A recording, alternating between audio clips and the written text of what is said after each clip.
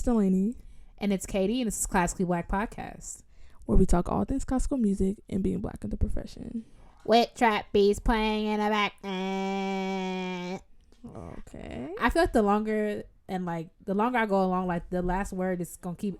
Eventually, it's gonna be sounds. Oh my gosh. Well, you know, it's Sunday night and people got work to do in the morning. So we said before we turn these mics on, it was going to be a short episode. So we'll see if we stay true to our word. Meanwhile, everybody done rolled their eyes like, yeah. Try this time. 2 hours. Yeah, I want to try too. I want to see what it feels like. Well, back in the day, I feel like our shortest episode was like the Debussy episode? one. Yeah. It was like 54 minutes or something. Yeah, it was like I was like... Long. I remember those days. I'm feeling kind of light. Right. Right. Okay, 54 minutes to go. All right, what we doing? Okay. I don't know. And people already told us that we talk fast, so. I already know I talk dumb fast. And like, believe it or not, I used to talk way faster than this, but it was like a part of my teaching that I had to work on. Like, my teacher was like, you must slow down. Like, the kids, it's like a whirlwind. Mainly in front of an orchestra, not in like a private lesson. Not like, okay, so let's go down. Okay, so could you imagine? Okay, Susie. God dang, you deaf? That's funny. You imagine? Wow. Can you imagine you talk to kids like that? No. I'd be asking if I speak in English, but that's as far as that's as far as I'm gonna go. Right. I remember because I asked, I forgot. Oh yeah, because last week was concert week at the place we work at, and I gave directions, and one of the little girls just stared at me. So I looked at her. I'm like, "Am I speaking in English?" All right. And she nodded. I'm like, "Oh, okay. I'm just checking." Wow, you should have said it in another language. Oh, yeah. Short episode. Open to the tangent. I mean, we gonna see. So I'm gonna just 3 quick pieces of news this week. Gonna say them real fast. Okay. About a week or two ago, American Airlines dropped their excess baggage charge for musical instruments. You used to have to pay $150 for a tuba or a bass, and now it's free, which is crazy. Free. The only time my stuff is free is you know what, let me not say that. Is if someone comes with me to the thing that works there. Yeah. You know? Yeah, I know. But I, you know, usually, I mean, on United, I went on United. It was $400 each way. United is ridiculous. Like, honestly, through and through. I'm not going. I ain't gonna trash United because those are homies. I roll with them deep and heavy. Mm-hmm. But JetBlue don't charge me, and if they do charge you, they only charge you $100. Imagine like getting to United, they look you like if I don't know. I couldn't play them big instruments because if you looked at me, if I get to the airport. And you were like, "Oh yeah, it's gonna be $400 on top of the stuff you already paid." That's domestic too. I'm like $400 Jamaican dollars. That first of all, 400 pesos or right JMD. Oh, so $40. Because the issue that I have with that is, first of all, it's not even on their website. Because I went to the airport and they're talking about $400. I was like, so that's round trip. And she's like, no, that's each way. And I'm like, I scoured your website. I called a representative. I did all of this stuff so I knew exactly what was going to happen when I got here. What if I didn't have $800 on me? Because, like, first of all, who really... I mean, if you do, like, hit me up. My Cash App is. But, like... And the fact that I got to the airport 3.5 hours early and still almost missed my flight because I was dealing with that. And what? You pay $400 for what? For somebody who thinks it's a human body to throw it on the plane? Exactly, because on the thing that I read, it was like no guarantee, of course, that it will arrive in one piece with a picture of somebody's snapped neck. That's why I don't like traveling with my stuff. But moving right along. LOL. a quick episode. Next piece of news: New York Mayor Bill de Blasio's Office of Media and Entertainment is investing $500,000 in grants to local female musicians in an effort to support music made by and for women in a male-dominated industry. So that was awesome. The finances are part of the office's NYC Women's Film, TV, and Theater Fund. And they've since incorporated music into that, and it's currently on its second run. And the program has already awarded $1.5 million to 63 film, TV, theater, and digital media projects made by women identifying as creatives. So now we're gonna see. All right, what would that even be about? Classically Black Podcast, the movie. Right, tofu and hot fries. Tofu with hot fry dust. Can you imagine going to a vegan restaurant? We have a fermented soybean etouffee with dusted with cayenne inspired. You know they be doing the most. It don't even taste like nothing. Right. Yeah. So if you're a woman, a musician in New York City, get your coins. Right. Go take what yours is. We're moving? Absolutely not. New York City's overwhelming. I know. I could never live there. I might could, but I like to drive. Like, people know me. I like to drive. I like to be in charge of my transportation. Now I gotta go underneath the earth with too many people. Underneath the earth. And cat-sized rodents. Like, that sounds like a lot to me. Right. Now you sharing your seat with Ratatouille. Exactly. Right. I'm sorry, Remy. Right. He next to you reading his newspaper in the morning. Like, and it's overcrowded and like, it smells like pee all the time. Like stronger than you could ever imagine. I can't remember the last time. When was the last time I was on the subway in NYC? Oh, I was about to say the last time you were in NYC was very recently. That didn't even really count though. We really went. Yes, it did. Okay. Y'all see this? Y'all see? You know what? Nope. Quick episode. We're not gonna argue. No, because you're not gonna have me. You're not gonna do this. You posted a pic.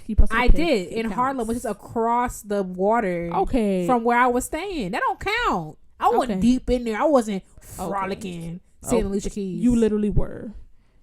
I literally took a car. All right. So next piece of news this week went to the restaurant, Grambling State University. Then got into the restaurant. So you were there. Right, but I wasn't in there. I'm gonna just let the listeners judge that, because I'm not gonna dignify that with an argument. I mean, you said I was there, but I wasn't in there. What does that mean? That doesn't mean anything. That's like driving through a city. That's what I did. No, it's not driving through a city. You sat down and had a meal, and then I got up and left. Okay. What's going on at Grambling State? HBCU. What they doing?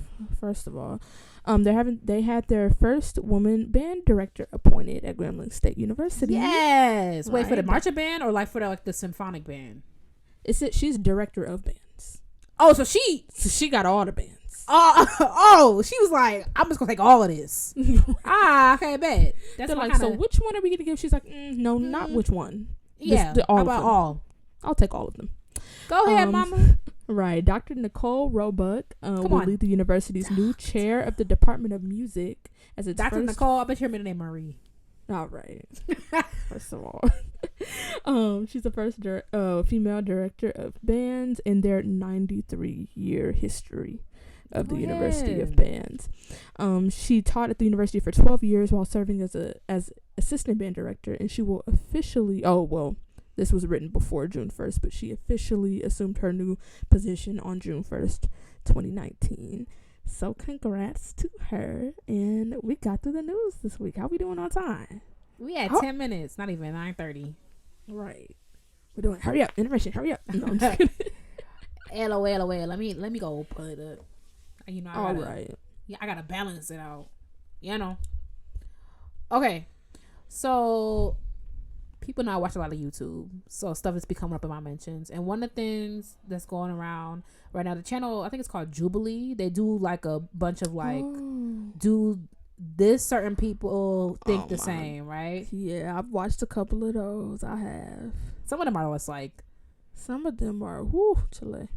Okay, so if you're not familiar with what we're talking about, though, okay, so the most recent one I watched for whatever reason, because YouTube is just weird, was do all paparazzi think the same?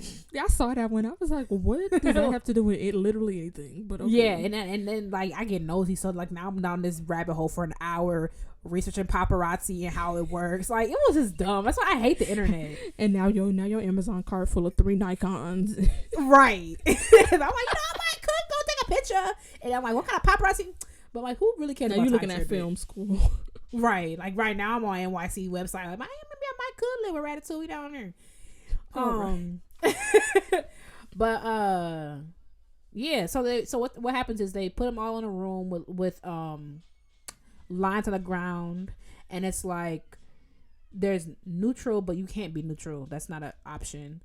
So then it's somewhat disagree, strongly disagree, and then the same thing for agree. So somewhat agree, strongly agree. So I wanted to ask you, and I think what I'm going to do is after this episode drops, I'm going to post the same things on our Insta story. I just got to figure out how to do it, but you can do like lists now, right? I believe so. Yeah, I'm gonna figure out how to do it. Up with the times. Yeah, so I'm gonna ask you some questions, and then there's only a couple of them, like there's 7, something like that. I have way more, but like this can be in parts. It doesn't have to be like all today. So you're gonna say if you agree, strongly disagree, whatever. You just can't be neutral. Okay.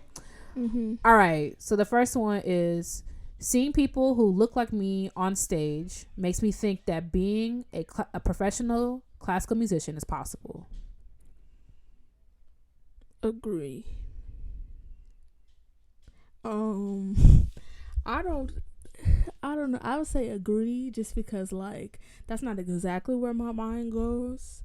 It's heartwarming for sure. Like if that was it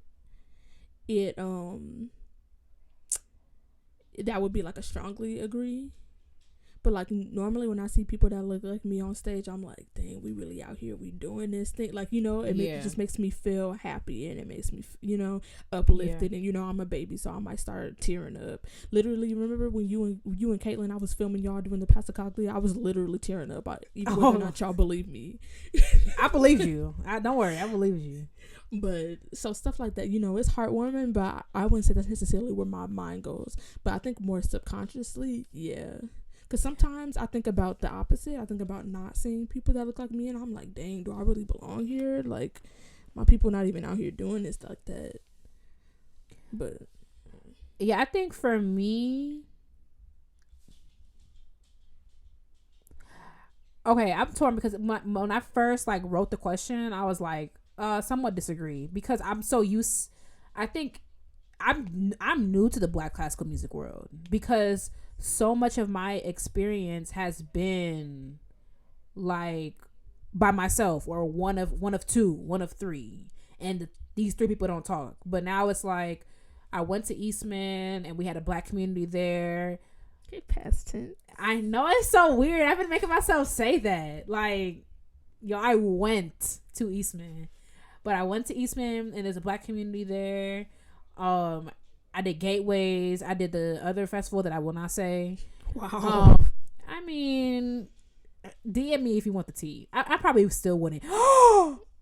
Remind me to tell you. No. It's kind of good. What's been going on? Okay, let me put that in my notes because I will forget. Literally every single time you tell me to remind you after an episode, I never remember. You're gonna be editing and you're gonna be like, what you saying? And I'm gonna be like, I don't know. Okay.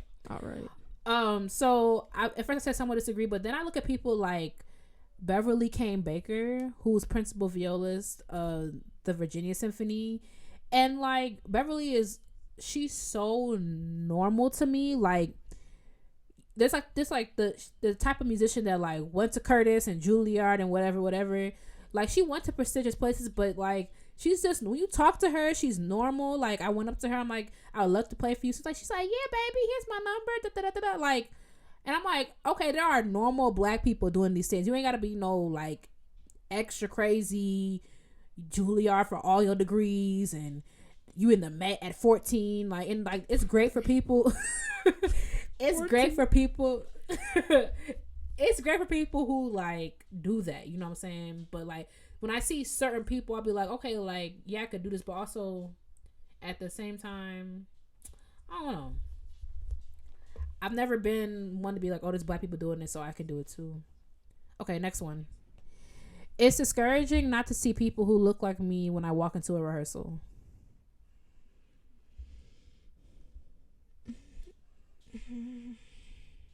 I say somewhat disagree, only because I can't be neutral. I really don't think about it anymore. It's pretty normal at this point. Although I do, that's probably one of the first things I would check for when I walk into a rehearsal with an ensemble that I've never been with before. But yeah, I wouldn't say I'm discouraged. Like, oh, dang. It's kind of just like, oh, another one bites the dust. Oh, wow. Same old, same old. Yeah, for me, same old, same. I would say disagree. Yeah. Maybe even strongly disagree. I would say strongly disagree, actually. It doesn't discourage me. I'm like, oh, it's another day playing the viola. Yeah. With the whites. Okay. It's important to me to play works by black composers. Oh, strongly agree. Because who else is it important to? Obviously not y'all programming major symphony orchestra's programs, so it's important to me, and that will be on my degree recital, God willing that we get there, and any other thing that I program. Yeah, I will say this has changed for me now. It's strongly okay. Okay, cancel the podcast. What's the point? Right now, it's strongly agree, and that was reflected in my degree recital. I also have another thing coming up, doing that same work again for something else. Oh, this is news to me. It's not. Yes, it is. I told you about it. I just didn't tell you like what it was, but I didn't announce it yet because things cost money, so I'm not gonna be looking stupid and I gotta go delete the status. We don't announce things prematurely, but yeah. I just I love that one of the pieces on my program was the piece by Hale Stork. It was also one of the longest ones on my program, and like really thoroughly enjoyed. So it's like really important for me to play. Sis? Tape will be released on Thursday, unfortunately, because that thing I did, they were like, we need a piece of you playing. And I'm like, well, girl, I need $1 million widely. Oh my girl, I need $1 million. But just so you know, I'll be sharing it widely. Anyway, so. But that's coming up soon. If y'all wanna, if you must hear, people who've been asking me to drop the tape, you will hear a snippet. Okay, so when we lose subscribers, you're welcome, Delaney. All right. Okay. I believe it's important to keep the screen up through all rounds of an audition. Dang. I don't know. Dang. I feel like I'm between. I feel like it's hard, right? Yeah. I want to say agree, but then I think about that guy that you told me about who he kept making it to the final round of the Met, and for some reason never made it past the one round that there was not a screen. But at the same time, I was talking to my previous teacher, who, thinking back on it, I won't say that he said several things. He said one thing to me that kind of showed me where he was at in terms of like understanding the importance of representation and that sort of thing. One thing that he said years ago that I'm like, okay, well, that I see you. But something that he said to me recently was that an important part of seeing the person is seeing how long they're going to be able to sustain playing. This is a position that you're probably going to be in for decades. Yeah. And if someone has they sound good, but their technique is something that you believe that they might become injured soon, those are things that you can only see. Yeah. But at the same time, it's like that's literally the only thing I can think of. So I don't know. I feel like I'm gonna go with strongly agree, because at this point, like, how you get into the final round of an audition and all that, and your technique trash to the point where you can't never play again. You know, I feel like that's not gonna really happen. Yeah. So I'm gonna go with strongly agree. I will say, like, the Met example, the Met. Okay, because I ain't in the Met, but yet, because that's something I'm working on. Because like the Met, anyway, that's not what this is about. The last I heard about the Met is that it's one of the few orchestras that's screened all the way through. That's the last I heard. Whether somebody lied to me or whatever, the last I heard is that it's screened all the way through. But when that story that I told you, that was when they weren't doing that. Okay. Because it was one of Mr. Taylor's colleagues. Mr. Taylor been here for a minute. Right. Mr. Taylor also, but it's like Mr. Taylor also played in the Met, but he wasn't. I think he was a sub in the Met when he was at Manhattan. Yeah, when he was in Manhattan. I don't know. Because for me, like, I took an audition this year and there was no screen, and I was like, bet I'm about to perform. And I feel like when there's no screen, it's like I could show you like why I could be an asset. Like, I could show you like my musicality, stuff that like, yes, you want to hear, but also like if you're an orchestra that moves, like, you can know, like, I could fit into that. If you're an orchestra that does all this stuff, I can fit in. That's the only reason why I could see not. But I think I'm gonna. I as a black person, I strongly agree. Mm-hmm. I think it should be screened all the way through. Yeah, because I feel like the orchestra that moves is probably gonna be one that's gonna take the screen down. Honestly. Yeah. But I strongly agree. I think it's important to keep the screen in all rounds. Okay. I think that classical music. Oh, okay, Katie. I think the classical music world will be more diverse if there was equal access to classical music. Like, I should clarify, equal access to learning classical music, learning to play classical music. Agree. I agree, just because I think it would be somewhat more diverse. Like, I don't think nothing gonna change, because so take a program like Viola, for example. Viola was in existence for I think 9 or 10 years before any of us went to music school. So it took time, but eventually, like, you think about the hundreds of kids that got access to music from that, and maybe like 10 of them went into music, but it still happened. Mm-hmm. and that access was the entry point. None of us would have been playing the instruments without that. That's true. That's why I say agree. I say agree. Yeah, I'm not gonna. I think I would say somewhat agree, because I mean, I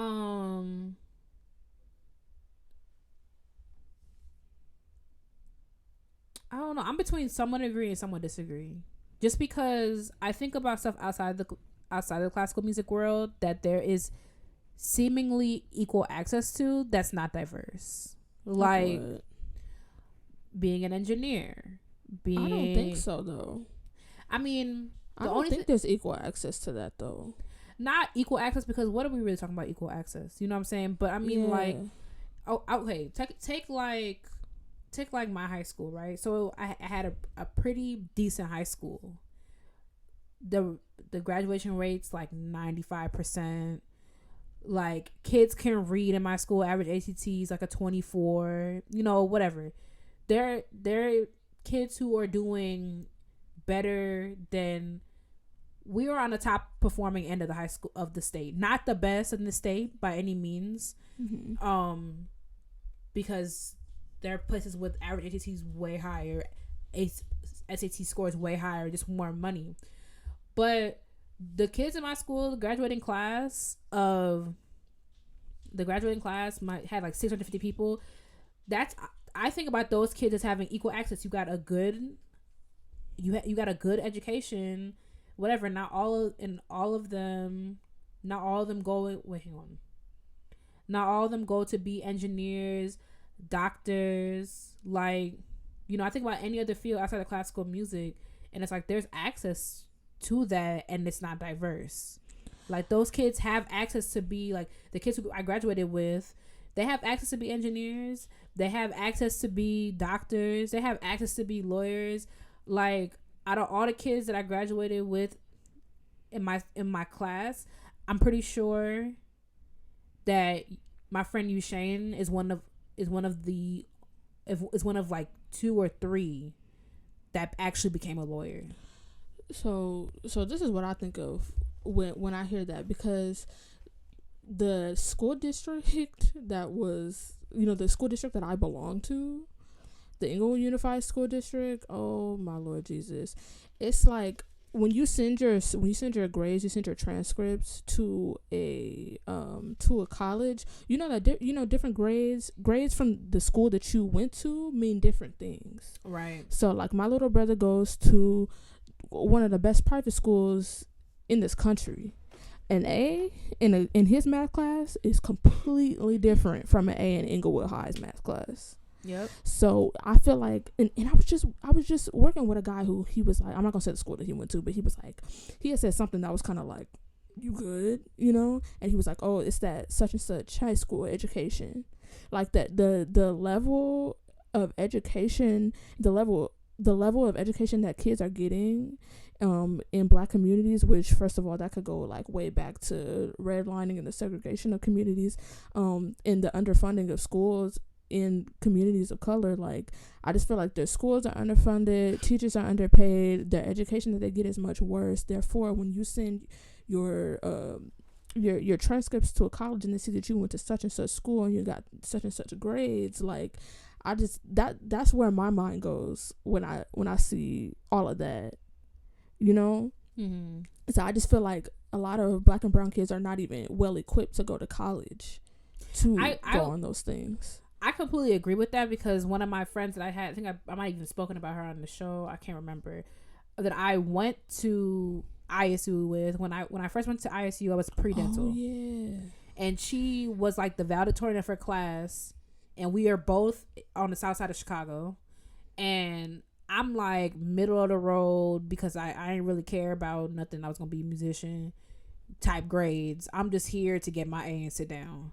Mm-hmm. And I'm looking at her struggle with this stuff. I'm like, girl, if you don't balance out them hydrogen atoms and call it a day, like, what are you like, girl, what are you struggling about, you know? And it's like this. Mm-hmm. She got, what is that big, the Gates? Oh, she got that. Yeah, like whatever. She struggled. I think she ended up graduating within 6 years. Like, it was a lot. But so yeah, she doesn't have, the equity isn't there. But I think like the act, like she wanted to be a pharmacist. Right now, I don't think it worked out for her, unfortunately. But I think she's probably taking a break, because I can see where undergrad probably just like slaughtered her. You know, she needs time to recuperate. And we just graduated. There's no rush in life. You know, like we just graduated 4 years ago. But so equity isn't there, but access is. You know, so I feel like I feel like the other barrier in access is money, and that goes for literally any field when you need a college degree. So I don't know, I just feel like, especially when you talk about access, like back to like the school that you went to, when you talk about the resources that someone needs to even apply to college, to go to college, like those resources are put into certain schools way more than they are others. Yeah, for you sure. know, some of these kids are doing this literally all on their own. So that's I don't know, that's the type of stuff that I think of when I hear about access. Like there's so many, like there's big roadblocks and there's just like the tiny ones, you know, because people don't know what they don't know. So these kids that are going into it, they're first generation. Their parents never went to college. They have no idea that, oh, you got to turn in your FAFSA by this day. You got to, you know. Yeah. They don't know none of that. Like, I feel like it's not that it's inaccessible, but it's like there's more hurdles. Yeah. You know? It's not like it's impossible. Right. You know. But I don't know. I think what I normally do, I'm overthinking, and I ask my own question, because when I think of equal access, like maybe it had to be a level playing field. And when I first wrote the question, I said level playing field, and then I was like, well, of course, like that. Of course, that would be like, yeah, of course, it'd be more diversity if it was level playing field. But in no place in life is there a level playing field. Mm-hmm. But there's access to certain things. Like if you just like the way I'm thinking about it is like when you have access to classical music, someone has to bring you there. But if it was like, all right, there's only one Walmart in the country. Like, just say it was only one Walmart, and they built it in Rochester. Everybody has access to that Walmart. Everybody in the country has access to that Walmart. Yeah, we have it's easier for us to get there because it's in Rochester. People in Buffalo, they have to work a little bit harder, but they can get there. People in LA, they have people who don't even know where Rochester is. People who don't even know that, like, if they can get to this Walmart, things will be so much cheaper. Like, that's kind of what I'm thinking about access. Like, if everyone has like access to classical music, would it be that more diverse?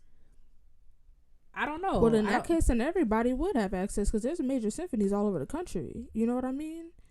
That's like saying like if you work hard enough to, because like say somebody in LA wants to go to the Walmart in Rochester, but they don't have a car.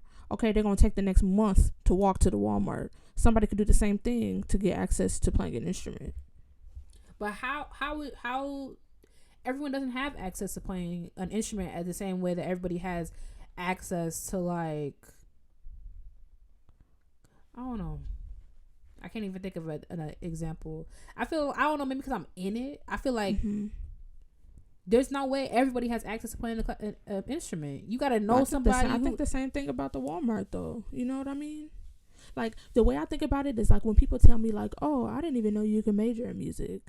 Like, I think that's somebody that doesn't have access. But that same thing happens with other careers. Like, oh, I didn't know that I was somebody who could do event planning. I didn't know that you even hired somebody to do that, you know? Yeah, that's like, true. And at these rich schools, they get career day. They get so-and-so to come in and tell them about how they built this, you know? Like, I just feel like it's just... But I get what you're saying. I get what you're saying. And I get about the way that you think about access. I never thought about it like that. Oof.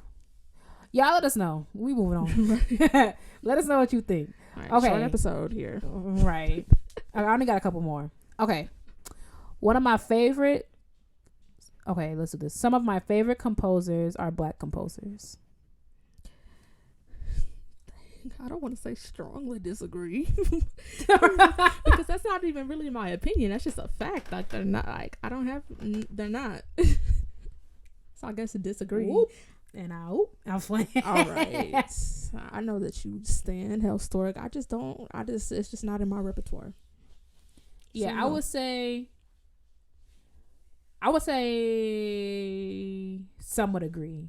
Mm-hmm. Because my obsession with Hellstork, I'm gonna try to meet him this summer. But my obsession with Hellstork, my obsession with Florence Price, like those, y'all gonna be playing it. The kids gonna be playing Florence Price this summer at that festival.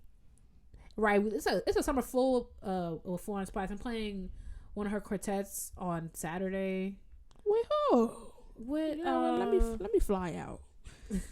Oh, girl, I gotta look at this music. So, I'm playing, and in Gateways they're doing, I think her first symphony, one of her symphonies. Yeah. Or no, it's the third one. I think it's the third one. So my admiration for Hellstork and TT Flow, okay, like I would say somewhat agree, but also they're right up there. You know, they competing with Tchaikovsky, one of my favorite composers. Mm-hmm. Brahms and stuff. I don't know about Brahms. He's been getting on my nerves lately, to be completely honest. Yeah, I feel like I think he got too much clout from the violas. I feel like the violas have gassed him up too much, because it's like this week I play. I mean, it's hilarious because it's my piece of the week. So it's like talking out both sides of my neck, but it's like some of the stuff he writes for viola is so awkward. You know what I'm saying? And there's what he write for viola. What exactly? He didn't really sonatas wasn't for y'all. Exactly. Like the sonatas weren't for us. He wrote the two, and that's how I could tell like Brahms don't really write for the viola, and it kind of shows because some of the stuff I played that thing with Vina this week, the two songs for voice and alto. Why we ain't post that on our Instagram? You hear me? Voice and alto for viola, alto, and piano. It's my piece of the week because it's beautiful, but it's also like some of the stuff is just awkward, like, and it's not even like, oh, it's hard. Like, that's not what I'm complaining. I got a master's degree. That's not what I'm complaining about. I'm complaining about. No, you got to. Well, I mean, if we want to make it plain, but that's not because people be like, you just mad because it's hard. No, I'm mad because it's dumb. It's awkward. Yeah, there's a difference. Yeah, and it's like, they'll be like, oh, Brahms ain't nobody for the. No, there's like he didn't write anything for us. He wrote the two clarinet things because he was inspired by a clarinetist, and then his publisher was like, you know what, Brahms, bet if you wrote this for viola, you could sell some more money. And he was like, oh yeah, sell some more money, whatever, make some more money. It's late and I'm tired. I'm glad you caught that though. You could make some more money. He's like, oh yeah, that sounds like a great idea, and that's what he did. You know what I'm saying? Like, he has some stuff, like his orchestral parts for viola are really good, but like his stuff is just awkward. I'm playing some of the stuff with Vina. I'm like, I gotta go, like, his phrasing. I'm like, you ain't put a bow in it before? It's just a lot. Even though that might not have been here, now that I think about that as the publisher. But sorry, this is not classically Jamaican podcast. Shoot. That's probably what the equivalent to that would be. Okay, last one. I feel supported by the classical music community.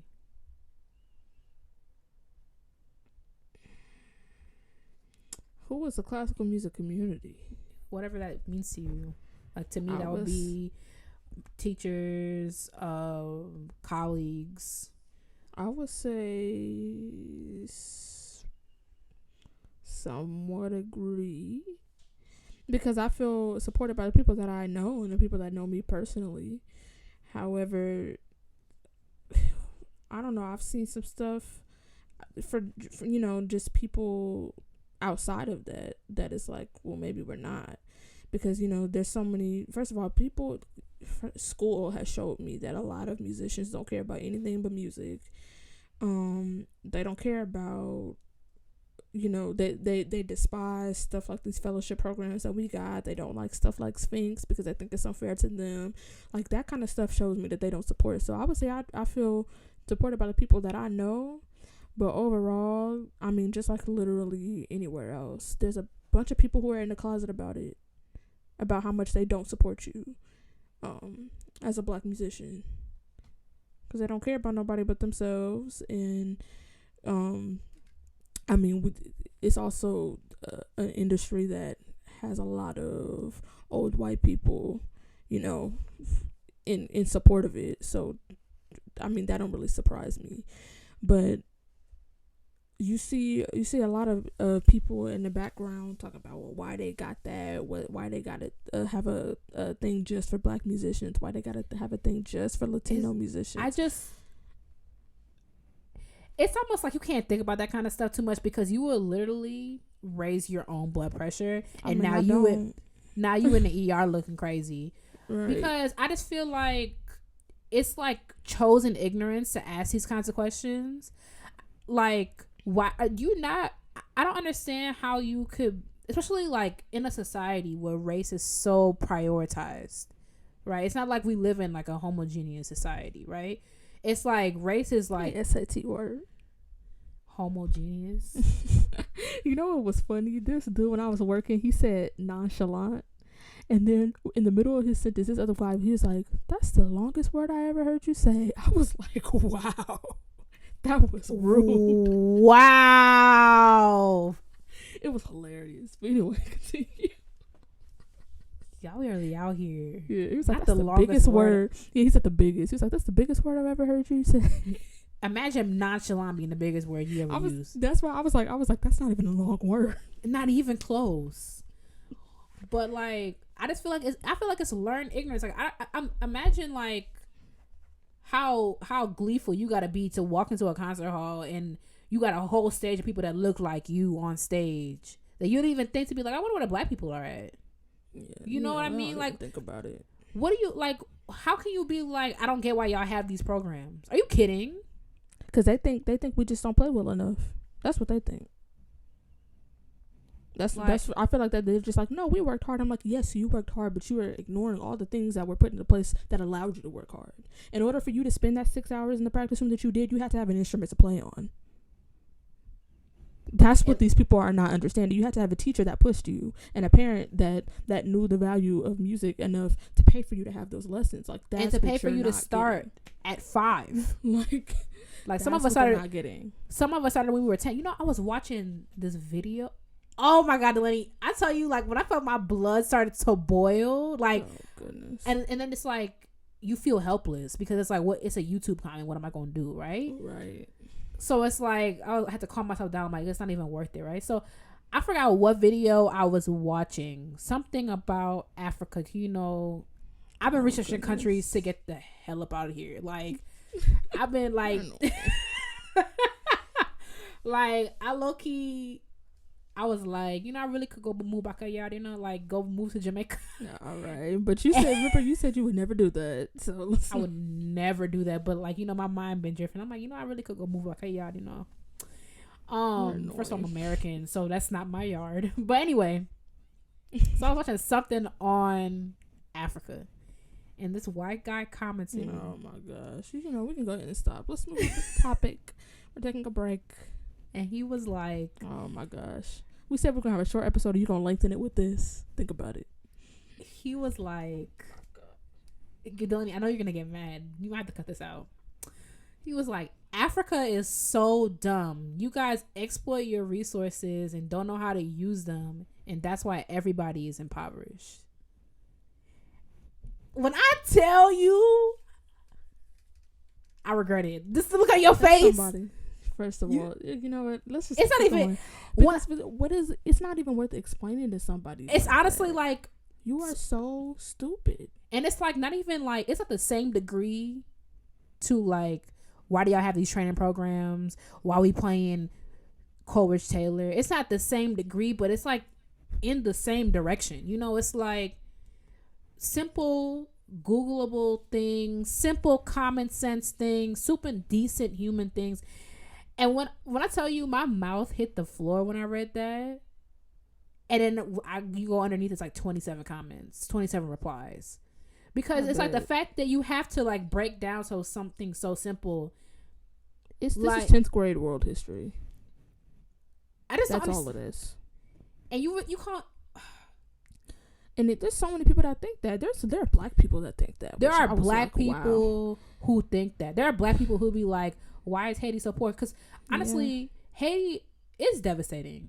It's like if you look at an aerial view of Haiti, ridiculous. It's like the Dominican Republic is flourishing and green and lush, and like Haiti, its neighbor, is literal sand. How can a country like that survive? First of all, they just paid off France, like in like the 1940s. Mm-hmm. They declared independence in like the 1600s. It's like y'all ruin these countries and call them shithole countries. Right. Because someone who will remain nameless was like, well, look at Africa. They just, you know, maybe they are, okay, let me not put words in this person's mouth. I just remember them saying that like, oh, well, look at them. They must not know how to, you know, do anything because they all got like, you know, like the way that they are now. They must not have known how to take care of themselves, how to defend themselves, how to whatever. I'm like, it is literally in nobody else's, or it seems that it's not in anyone else's nature besides in white people's to see people that don't look like them and just immediately go on the defense. And you're trying to fight them, and you're trying to take things from them, and you're trying to kill them, and you're trying to conquer them. No one else in the history of anything has been doing that besides white people. And then also, like, white people had the technology to do these things, you know, to take over. I just can't imagine, like, because I knew what happened to white people, and then when I knew what happened to people in Africa, and then when I took world history, I was like, oh, this happened to everyone. Yeah. Like when I was in school and I learned world history, and we just went country and country. Oh, conquered by Europe. Okay, next country. Okay, conquered by Europe as well. Okay, next country. Okay, conquered. I'm like, because it's not because a certain type of people are superior. It's because a certain type of people roll up to your country and you're like, hey, what's up? And they're like, actually, we're gonna kill all of you guys and rape all your women and take all your stuff. So you're ready. I'm sorry, that's not funny. I'm just saying, nobody who else was doing that. No one else was doing that. Like, I don't think it's because for what inferior. I feel like exactly. People of color are in the business of minding their business. We mind ours. I just think it's complete. I just think it's normal to see someone that doesn't look like you and just be like, oh, hey, what's up with you? What are you about? Besides, seeing someone that doesn't look like you and you're immediately opening fire because you're scared. That doesn't make sense. But historically black podcast. Here to burst your bubble. Everything sucks. So literally everything sucks. But you know what? We're almost there because the planet is bound to explode. So oh my gosh, we haven't ended this episode. Someone posted on their Insta story. Someone I follow. It was Bill Nye the Science Guy. He's like, I don't care. Like, y'all are growing up now. He's like, the planet is going to catch on fire if you don't stop, and you guys won't stop. They won't. It's like something like by the end of the century, it's gonna the temperature is gonna increase by like 3 degrees or something. And I was like, that's it. Like, I'm like, God, just you see what we are going through. Just end it now. How did we get here? Let's move on. What was the question? It was something, and then you started talking about that guy's comment about Africa. I feel supported by it. Oh yeah, and I never even said what I said. I never even said. I feel I would say strongly agree to my community, because my community are the blacks. Like, that's my community. That's Classically Black Podcast. That's Cremain and them. Shout out to Cremain and them. That's the Shady Hoes. That's the Gateways Festival. That's George Taylor. Like, that's that community. I would say to the classical music community at large, like everybody who doing classical music, I would say somewhat agree. Maybe even agree, just because I would say somewhat agree, because because people like to ignore color, like try to be like whatever. A lot of times I get treated as a viola. I feel like in my experience, I've been treated as a violist first. I know it's not always going to be like that, and I know that it probably hasn't always been like that. Maybe this is the way I'm perceiving it, but a lot of times I get treated as a violist. So, or I get treated as an educator. So it's like the community supports that I play well and that I teach well, so I guess, but I feel like the majority of my support, that I feel like, this community supports me, my classical music community supports me, is my people. I agree. Just so you know, we got was it 12 minutes left in this episode, because I'm capping it at 50 minutes no matter where we are. So can you imagine? Mid sentence, I'll just stop recording. Right. Thanks for listening to the Classical Black Podcast. All right, let's move on. Oh, chilling. Finally. Okay, so as many of you know, the Baltimore Symphony Orchestra is in trouble, just on the heels of the strike that came out of the Chicago Symphony Orchestra. So the reason why I haven't really talked about this on the news portion is because I saw an opportunity for conversation that was larger than just the situation that's going on. So I figured visionary. We're not doing this. Okay, because we only have 11 minutes left. So it's only 11 minutes left in the episode. So, okay, podcast extreme. Oh my gosh. Okay, I thought we were on the same. I thought we were on the same team in getting this podcast done quickly, because we both have to go to work. Stop being so loud. Work. Okay. All right. No, I can't go ahead. All right, so I'm gonna just get into the background of what's going on with them, and then we're gonna talk about a couple of questions. So recently, just weeks after announcing their summer season, the Baltimore Symphony Orchestra abruptly canceled its entire summer season. Who wrote this? Abruptly? The Shade Room? No. I have to be so extra. The news is extra on its own. Right. I think this was it abruptly at 10:52 a.m. Right. They cut that chunk off. They didn't have to start it with just weeks after announcing it. I'm like, okay. Right. They canceled the entire summer season due to deep fiscal issues. They also stated that they would move to reduce their season from 52 to 40 weeks, which would cut the musicians' pay and vacation time. To 40? Yeah. That's a lot. I mean, that's 3 months shorter. Huh? That's 3 months shorter. Yeah, from 52 to 40. Y'all struggling. Yeah, I mean, apparently the orchestra struggled financially for years, losing over $16 million over the past decade. Yup. Dang, y'all ain't paying rent? Dang, just days earlier. Y'all better sell food stamps like everybody else. Oh my god. Okay, I quit. No, never mind. No.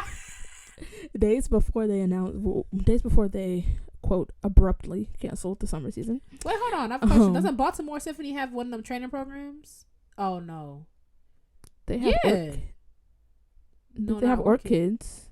No, orchids is their El Sistema thing, but they're. What do you mean training programs? They don't have a diversity fellowship?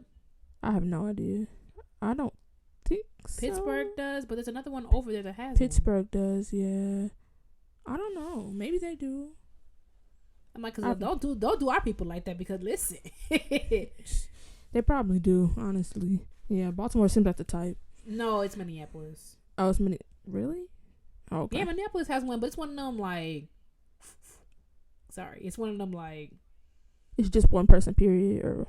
Yeah, it's something weird. Yeah, it's like one person period. Like how? Yeah. Okay, I don't even get into it. Yeah. Another episode, another day. So just days earlier, the Maryland General. Okay, what's going on over there?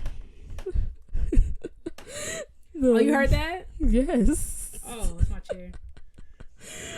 Just days earlier, the Maryland General Assembly passed a bill that would award the BSO with an additional $3.2 million in state funding for the next 2 fiscal years.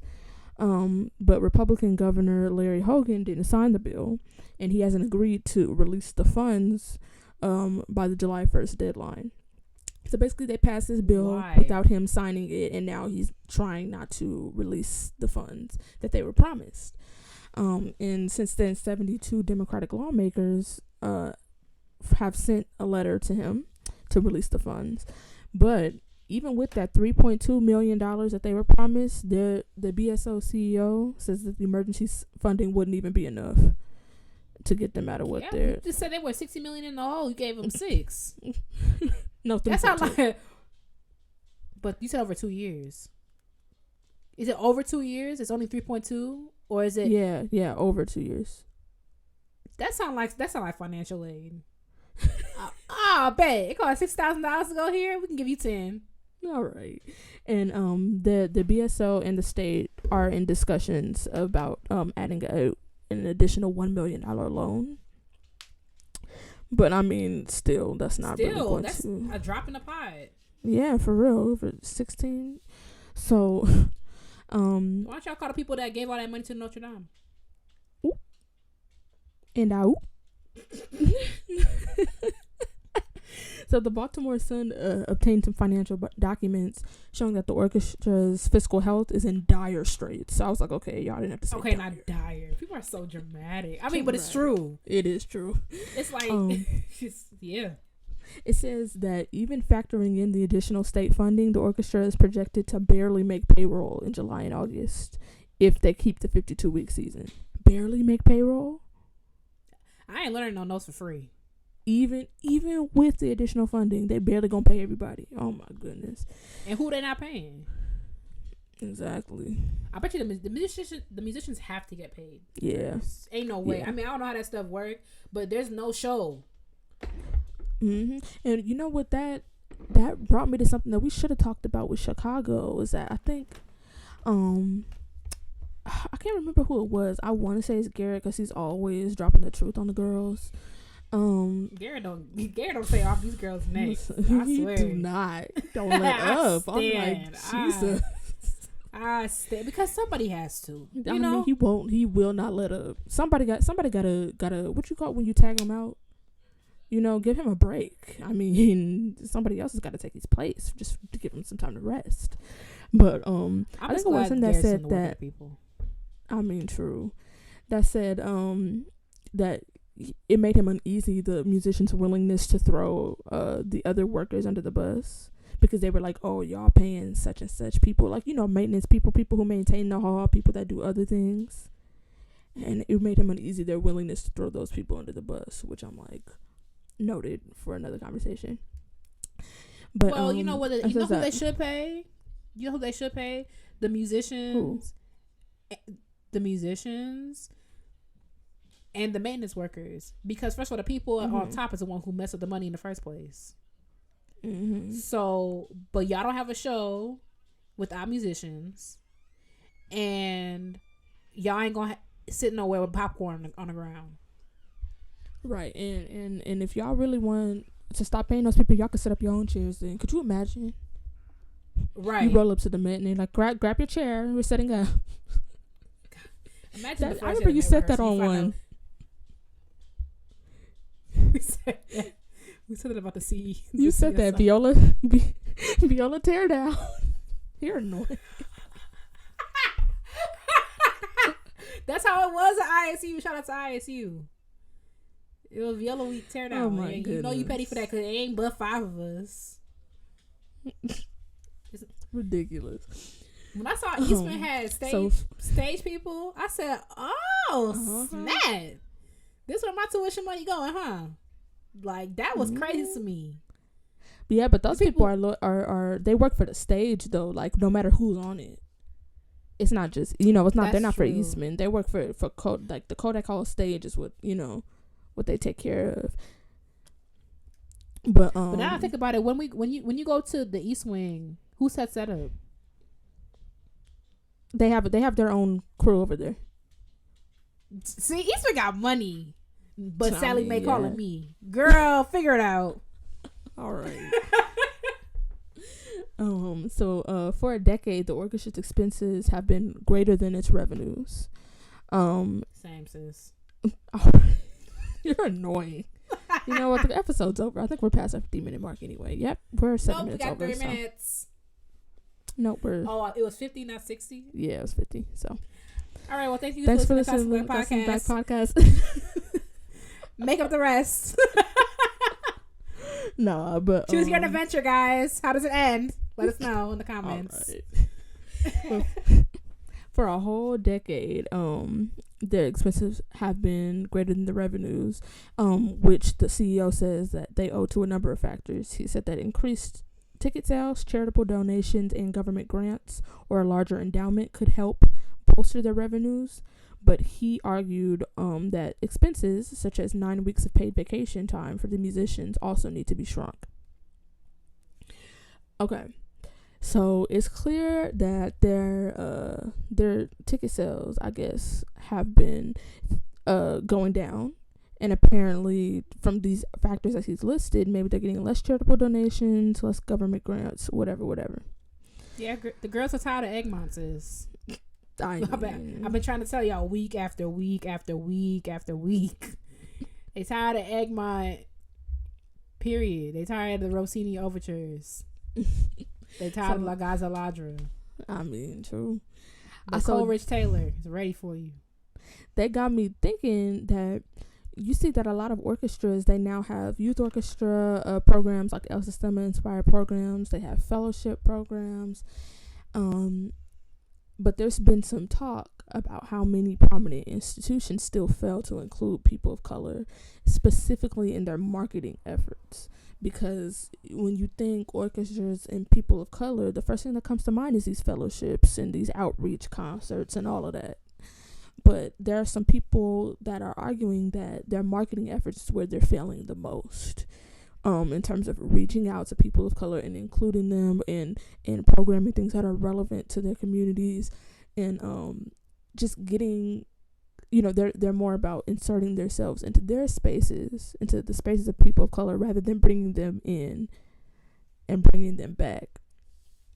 Exactly. Like, I feel like gone are the times where, like, I don't know if it's true everywhere or when it's gonna happen, but I remember reading somewhere where it's like, very soon, if not already, like, white people are not the majority. You have to look around and, like, realize that, like, there's so much potential to use. It's not even about, like, downplaying or watering down what you're doing. Like, no one's telling you to play the Mexican hat song on Cinco de Mayo, sis. But it's like understanding that there are other people contributing to the classical music world, and if you just thought about it for a smooth 5 minutes, you can come up with programming that can draw other people in. Like, to me, it's just like, it just shows that there's no people of color in these spaces that are, and if there are people of color, it's some Hotep type let me talk about it, who don't see the purpose of doing Coleridge Taylor, because Egmont's a classic. You know what I'm saying? Mm-hmm. So it's either there's no people of color, or it's not the white people of color in there. So, but hey, that's just what I'm thinking. Mm-hmm. So that kind of answers my question a little bit of, like, to what extent do you believe that that their failure to include people of color has been affecting their ability to stay relevant? Like, you think that is one of the factors that is contributing to the decrease in ticket sales and the inability for some of these institutions to stay afloat?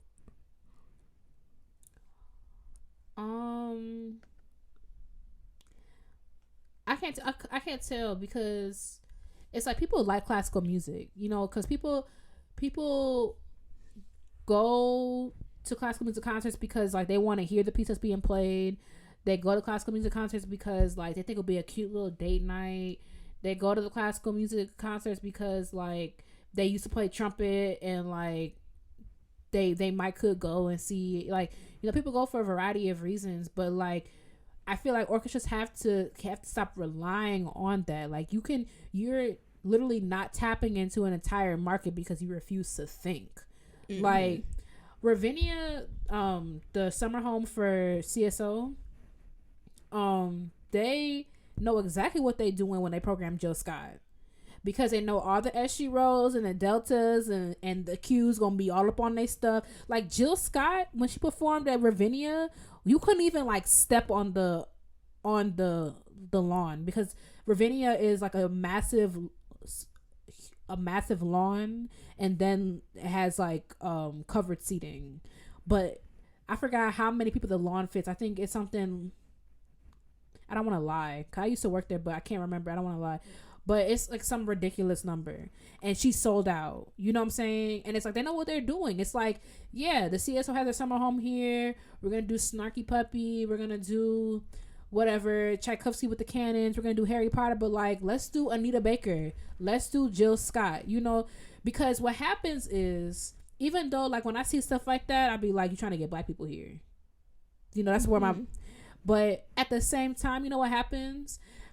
The people, what I saw working at Ravinia, people go see Jill Scott, and then Ravinia has all the other stuff up in there, and be like, you know what, this was so nice. Like, this was nice being out here picnicking, whatever. And then they're like, you know what else do y'all got? And then they'll be like, oh, like, I don't really listen to that kind of stuff, but, like, let me see. It starts as simple as, like, okay, I go to Jill Scott, and I'll be like, okay, I'm finna go to Seal next, and it'll be like, okay, well, y'all don't have Jill Scott this year, but I guess I could go check out this other concert. Like, just stuff like that. And I'm not saying, like, you do a collaboration with Cardi B. That's not what I'm saying. But I'm saying like just doing like y'all play contemporary music. Like why can't y'all play like some like jazz stuff? You could do like pick a different month besides February to do like a black program. Like this is like simple ideas that like I'm not even like I don't have a background in this kind of stuff, and I'm just telling you, like, just do those things. Like, and then you can diversify your audience, draw people in, and then someone can be like, who is Tchaikovsky? Like, what is that? Okay, like I want to hear some more of that, you know? I'll never forget when I was student teaching, there was a black bass player who was a mess. Not like in technique, but just like he too cool for this, but he's low key still like it. Type junk, track star, football, whatever, right? Mm-hmm. So he coming in with his little knucklehead friends or whatever during the break, just being whatever. And my co-op had already like, oh, these are like bad kids or whatever. I hate that junk, right? Mm-hmm. So, I go up to him. I'm like, "What you listening to?" He's like, "Whatever." I was like, all right, I bet you like you should listen to some of the stuff I listen to. Like I'm gonna give you something to listen to.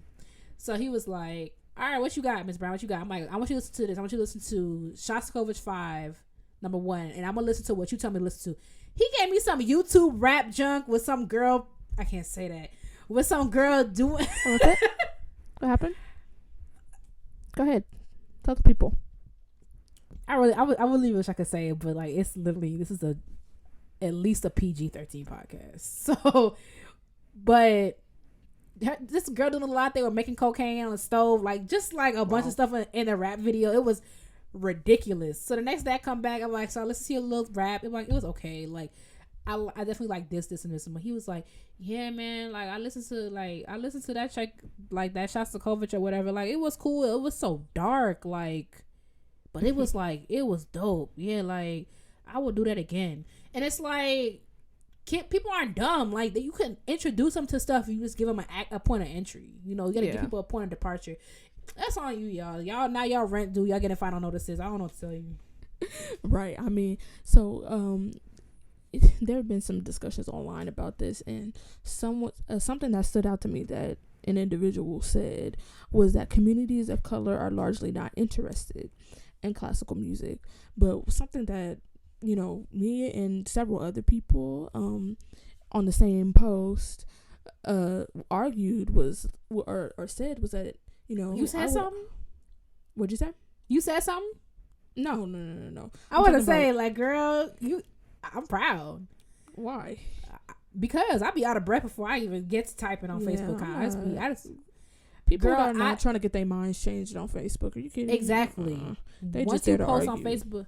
Exactly. So I screenshotted you and I'd be like, girl, you see this mess? And then we talk. Exactly. That's all I do with that. Like, I'm not going back and forth with the girls. But this person said that communities of color are largely not interested in classical music.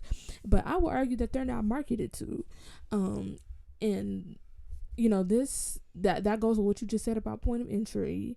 But, you know, something that people were talking about was, should orchestras be reaching out to communities of color? Why should they, and how should they? Because when you're really thinking about specifically how, there are right and wrong ways, you know, to reach out.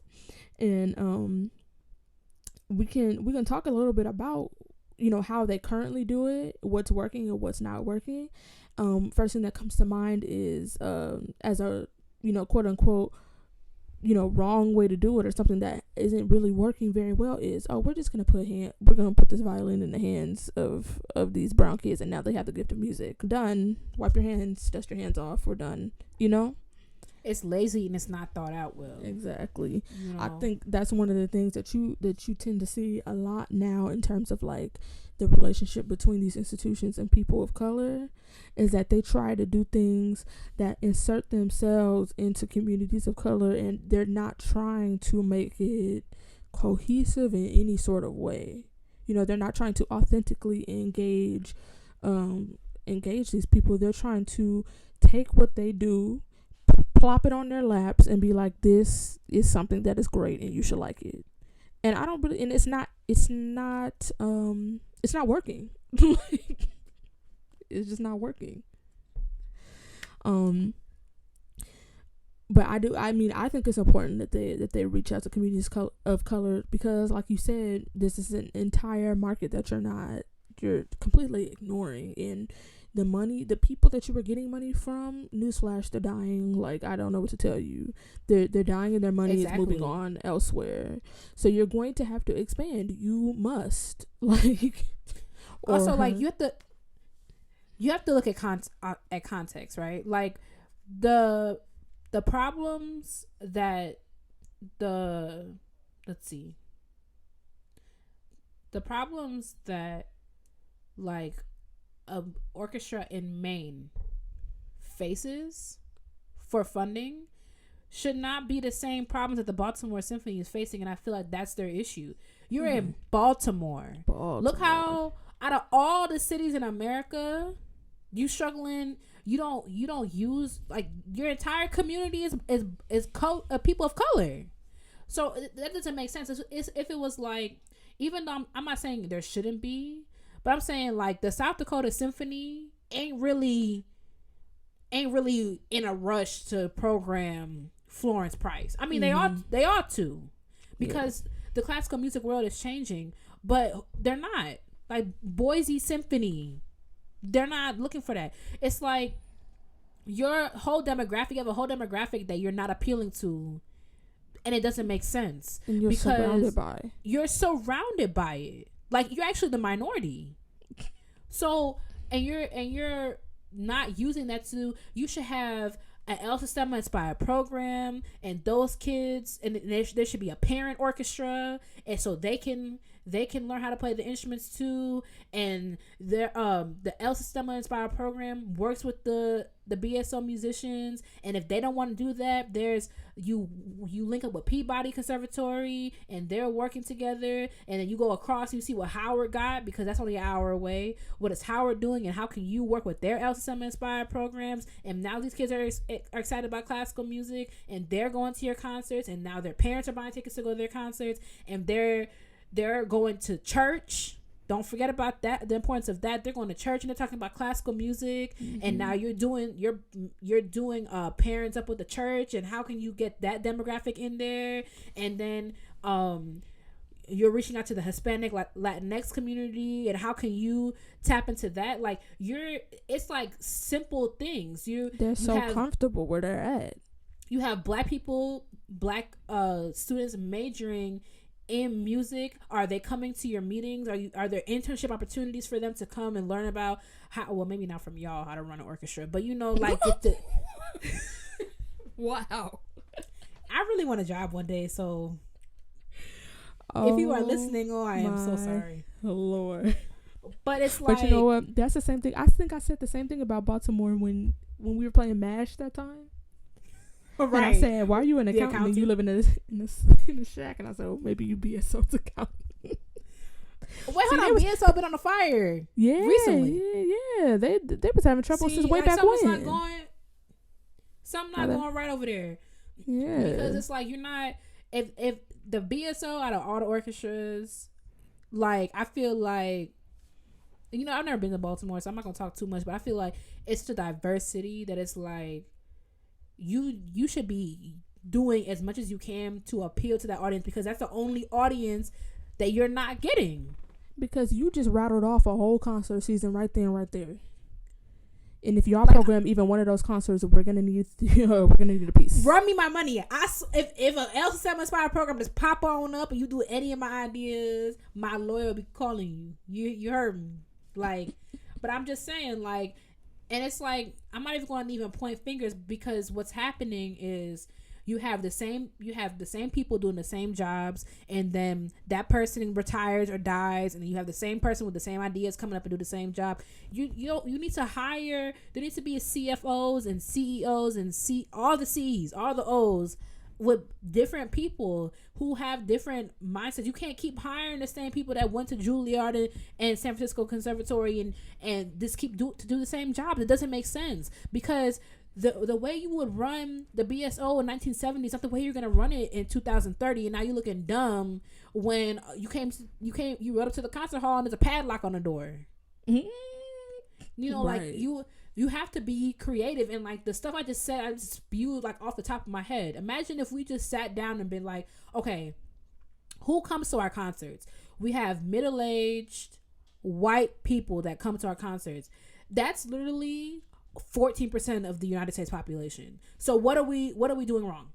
How can we go about getting young white people to come to our concerts? How can we get more Asians to come to our concerts? And it's like, even if you got to do gimmicky stuff, like, because I think honestly, like, orchestras have settled with that, like, let's play a movie score. RPO do that all the time. RPO loves a good movie combo. Oh my god, like, and I feel like, I can't remember who told me, but I feel like, not from the RPO, but they don't really like doing that, because it's like you don't enjoy the movie anymore. For me, you know, I like stuff loud, so it's like I enjoy it less, because we have to turn the volume down so that so you can hear the orchestra. You know, so it's like, I feel like y'all, that worked for somebody, and now y'all have like over milked that cow. You know what I'm saying? Like, there are so many other things that you could do if you just sat down, if you talk to people of color, if you be like, how can we get y'all to come down here? Can we come to you? Yeah. And RPO does a good job of that. I mean, they don't go everywhere. You know, I've yet to see them. They will go into some of the more, you know, whatever communities when it has to do with rock music. But then how they act then, because remember that picture you remember what we were talking about? Yeah. When they get to side by side with some little kids and get to making faces because of intonation now, right? You're a member of a, okay. And a lot of people, and it's another thing. That's another part of it. Y'all been good too long. You know what I'm saying? Like, y'all don't wanna go, like, ain't nobody gonna shoot you, Steve.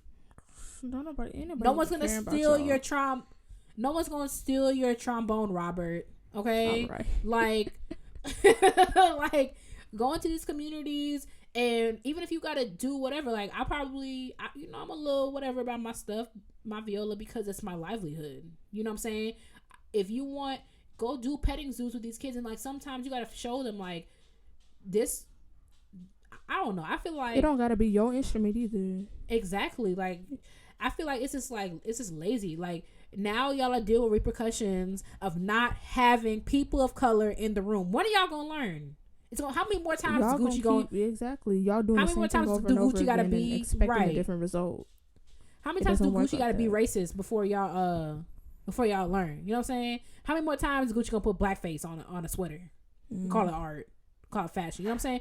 Like, y'all do this, like you just said, the same stuff over and over again, and now y'all crying because y'all had no orchestra season. I mean, that takes me to something else that actually I keep mentioning Garrett, but you know, he's always gathering the girls. Something that he said. Garrett, let us know if he'll come on our show one day. Right. We'd love to have him. Was that he was saying that one of the benefits of these institutions reaching out to people of color is that it could make them become more culturally competent. So, you know, of course somebody got deep in his comments, saying that would make sense if the goal of a symphonic orchestral institution was to become more culturally competent, and that's just not their goal. Well, it was my understanding that your goal was not to go out of business and lay off your musicians. That seems like the number one unwritten mission statement to me.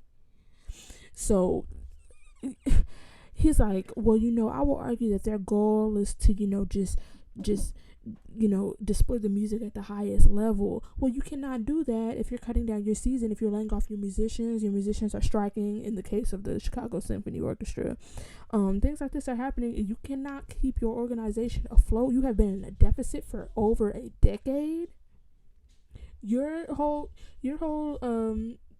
goal of displaying classical music at the highest level is null. You cannot do that if you do not have money. If you don't have nowhere to display it, where you displaying it? And who you displaying it to? They evicting y'all. Who are you displaying it to? Who wants to roll up to the symphony hall and pay for 14 people? Could you imagine your hall sits for 1,500 and there's 12 people in the audience? No one's paying for that, and no one's gonna want to do that. So I don't. Also, like, for you to say like that's not a goal, like there are unset goals. When you become a doctor, you know there's a goal that, like, you know what, maybe I should try to figure out, like, maybe I should try to listen to my patients more, because I know that black people are like black women are historically like not listened to when they go to the doctor.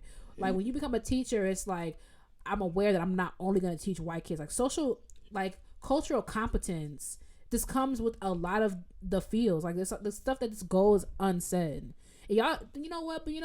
The problem is that I feel like the classical music field is so used to being culturally incompetent that, like, now, you know, we're demanding it, and like now it's like we don't know how to navigate. I love navigating something. Mm-hmm. I don't know, y'all are in trouble, and if you don't do anything differently, then I don't know what to tell you. I mean, if you look at like the LA Phil's 100 season was described as like one of the most ambitious and off the wall like orchestral seasons ever to be programmed, and like just look at all the programs that they got, and you know how they're flourishing. They're doing things that orchestras have never done before or have not considered doing before, and I don't know, you know, I don't got a membership at the LA Phil, so I'm not at every concert. I don't know what's flopping and what's a hit to everybody, but they're trying to do things that are outside of the status quo, and it looks like it's paying off for them. It does. I mean, to be fair, they also have a celebrity that conducts them, you know. I guess so. I mean, but Duda Mel's been with the LA Phil for years now. That's true. Not like, it's not like he's still new. Yeah, he's not the only person that conducts them, you know? Like, they have, and I mean, it is a rich cultural environment, Los Angeles, but that actually speaks even more, you know, to their favor, because it's not like it's a environment where, you know, they're saturated with their target audience. It's a very diverse environment where they have multiple groups of people that they must pull in. Yeah, I mean, I don't know what they're doing at the LA Phil, but their staff is diverse, isn't it? Yeah.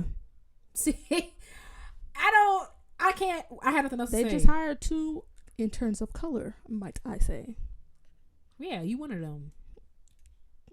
But yeah, I mean, just being in their office, they try to, you know, keep a cycle of, you know, these people have been with us before in our education programs. Like, they hire Viola alumni to do things that have to do with Viola, because these people have been through the program, and they're come from these communities that they're trying to reach out into. They're coming back to alumni. Hey, what's something that you wish you had when you were in Yola? What's something that you need now that you're in college? What is it? You know, they're constantly trying to improve these programs. Not like, oh, it's working well enough. So, and I feel like that's what a lot of institutions are doing, because things have been going well enough for decades now, but now they're not anymore. So now they're scrambling. Like, what are we doing wrong? Maybe we should program 3 Beethoven symphonies instead of 4 and replace it with Mahler. That's new. Like, no, Mahler's no. They want the diversity without the diversity. You know what I'm saying? Right. It's like, I mean, we'll keep saying the same stuff over and over again until you get people of color in the room and think outside the box. Every year is gonna be somebody else going on strike. Every year is gonna be somebody having a shortened their season. Yeah. Imagine telling people, like, and like, do they talk to each other? I remember like, whatever, when that thing happened at Eastman this past semester, and one of the administrators called another institution to find out what was good.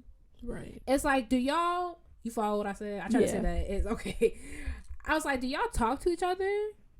The Met, like, they program stuff from the 1700s, and the girls go and see it. Exactly. the Metropolitan Ballet, they still doing Sleeping Beauty. Because it's not even, y'all are all in this together. This is all your industry. It's not like you exactly. Y'all are not even really competitors with each other. Like I get not like, at all. Somebody got to be at the top or whatever. But you're across the country. Some of y'all are across the world from each other. Why don't you call the Met and sit down with them and be like, how are you getting people to come to your stuff? Exactly. Yo, ancient stuff. Ancient. How? Like, call Los Angeles and be like, what are y'all doing? I know that y'all have what is it called? The American Federation of Orchestras or whatever. Like, are y'all the not League of American Orchestras? Y'all just doing what are y'all doing? Y'all there talking about Mahler. Y'all right. How can you present? Y'all trying to rebrand this Mahler symphony. Meanwhile, Florence Price sitting over here in the corner with y'all ain't dusted off her symphony since February. But okay. Right, since last February. Right. Like, y'all don't talk to each other?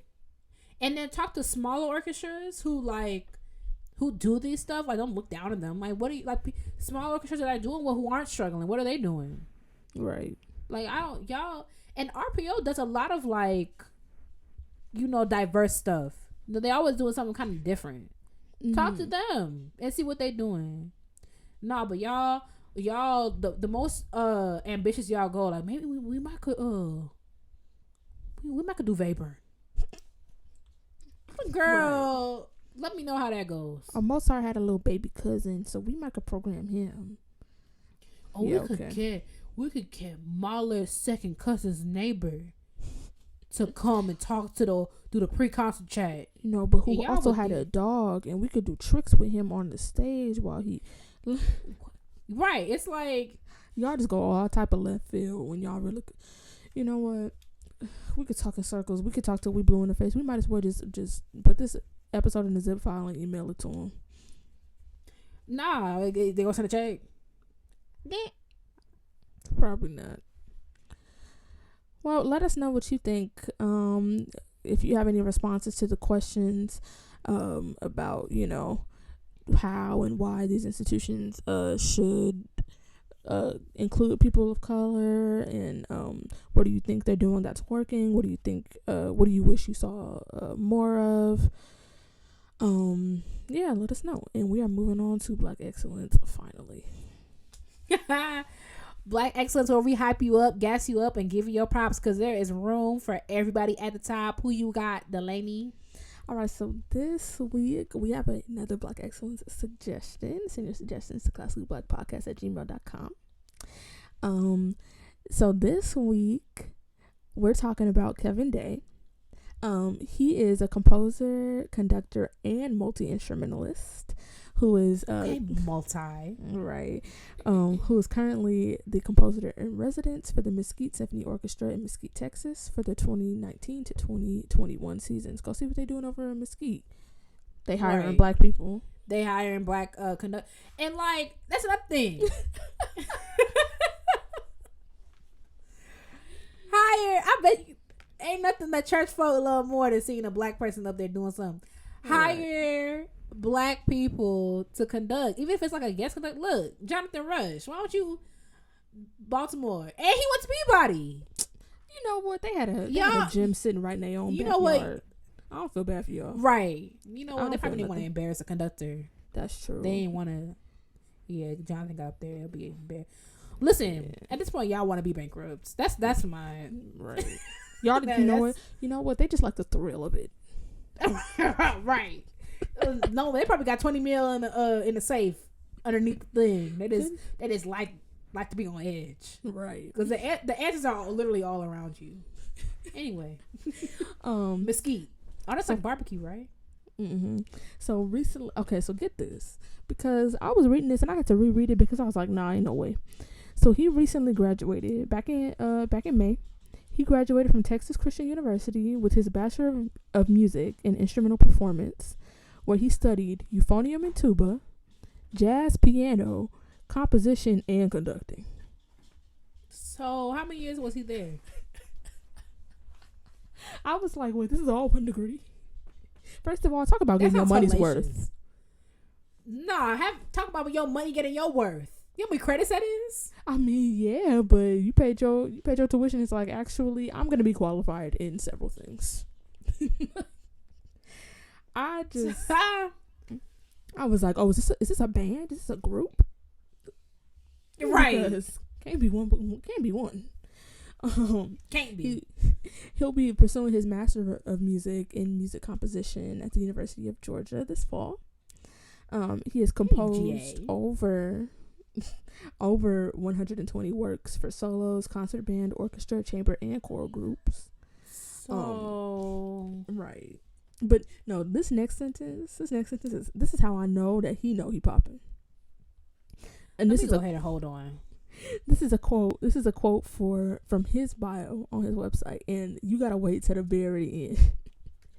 The quote says, Kevin has also had works performed by the Dallas Winds, Cobb Wind Symphony, the Alabama All-State Band, and the wind ensembles of the University of Portland, the University of Georgia, Wayne State University, San Jose State University, Seattle Pacific University, Texas State University, Texas A&M Commerce Symphonic Band, and the University of Cape Town, South Africa, to name a few. Okay, so that's oh, he black. Because I'll say not to name a few. That's why he had to do that. I was like, oh, he popped. Yeah, I did not have to throw that on there. I got more, but there's a character limit. Exactly. So like, they rejected my draft. I mean, on his website, I'm gonna link it. Of course, I was gonna be in the description. There is just that is literally just a little corner of his bio. Like literally just the tiniest bit. He also has a list of conferences that he's been featured at. He has a long list of awards that he's won, places he's guest conducted, more places that he's been premiered, that his works have been premiered at, they've been premiered across the United States and South Africa. I mean, he is just doing a thing, winning literally everything. And he has also a list of publishers that have published his work. I just okay. I don't, we said this. Go ahead. I just, Chile. Make it make sense. How y'all doing all this stuff? Y'all got classes? We sign up. I just, Chile. I mean, I'm not gonna sit here because we said it was gonna be a short episode, and my lips tired from all his accomplishments because didn't nobody tell him to do all of this, so we just exactly like we get it. You popping, dang, we get it. Please. His CV, meanwhile, his CV looking like the Torah. Okay, it's not. It isn't. You imagine like when they ask you to attach your CV to the email, he's like, I can't. Let me FedEx it to you. Right. He probably gonna FedEx you a whole laptop with empty memory so that you can actually download it. So, and an external hard drive just in case. Go ahead, do your thing, black boy. Right. I'm gonna link his website where you can look at you can check out his compositions, his illustrious bio. Because when I tell you that y'all only got the tiniest piece of it, I meant it. You can check out his upcoming events. You can order some of his stuff, contact him, book him. He conducts, he plays. He's still an active player. So book him. You can book him for a number of things. You need a jazz pianist. You need a low brass player. You need a conductor. You need a composer. He can do it all. So, right. Just to name a few. So, all right. What you got for piece of the week? My piece of the week, even though I dragged him earlier, is 2 songs for voice, viola, and piano by Johannes Brahms. I recently did this with my good friend Vina Akama-Makia. Oh yeah, she's a guest a couple weeks ago. Oh yeah, and I had to massage my edges after rehearsing with her all week, but that was a lot of fun or whatever. So I linked the recording that I listened to prepare for that. Yeah, they're beautiful. Awkward for the viola player, but we made it work. Of course you did, with your illustrious sound and your beautiful vibrato, just to name a few. That's gonna be my new thing. Just to name a few. When I went to church today, my pastor was like, "Oh snap! This is the world renowned." I said, "All right, I don't know literally about world because renowned. you be on the other side of the world being renowned." So like, it's above me now. That's another thing I gotta put into my vocabulary. Well, actually, but you know all that, dude. No, I can't. Yeah. I just remember. I'm like, everybody, you gotta search your tweets immediately after you go viral.